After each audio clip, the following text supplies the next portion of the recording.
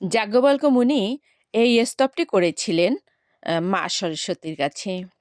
কৃপা করো জগৎমাত আমার উপর, বিদ্যা বুদ্ধি নাহি মম হৃদয় ভিতর, গুরু শাপে সব নষ্ট হয়েছে আমার, সন্তান উপরে করো করুণা বিস্তার। বিদ্যা অধিষ্ঠাত্রী তুমি দেবী সরস্বতী, জ্ঞান দান করো মোরে এ মম মিনতি। স্মৃতিশক্তি যাহে হয় পুনশ্চ আমার, সমাজে প্রতিষ্ঠা যাহে হয় পুনর্বার, তাহার উপায় করো তুমি মা জননী। ভক্তি ভরে ওগো মাত চরণে প্রণমী, অধিষ্ঠাত্রী তুমি দেবী সমস্ত বিদ্যার, তোমার চরণে মাত করি নমস্কার। তোমা বিনা জগতের সব লোকজন বাক্যহীন হয়ে থাকে ক্ষিপ্তের মতন, চন্দন কুমুদ সমবরণ তোমার, ভক্তি ভরে তব পদে করি নমস্কার। বর্ণ অধিষ্ঠাত্রী তুমি ব্রহ্মাণ্ড মাজারে, তব পদে নতি করি ভক্তির ভরে, জ্ঞান শক্তি বুদ্ধি শক্তি স্মৃতি শক্তি আর সকল তুমি মাত করি নমস্কার।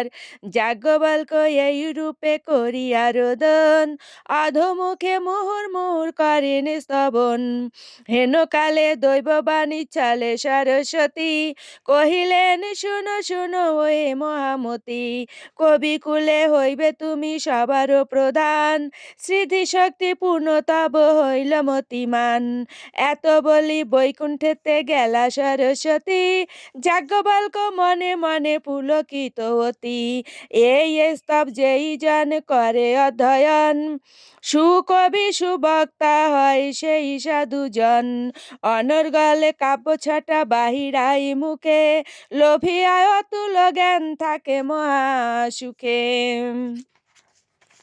মহামূর্খ এক বর্ষ যদি পাঠ করে, পণ্ডিত মেধাবী হয় সেই জন সংসারে, ব্রহ্ম বৈবর্তের কথা অমৃত সমান, বিরজিয়া দ্বিজকালী সুখে ভাসমান।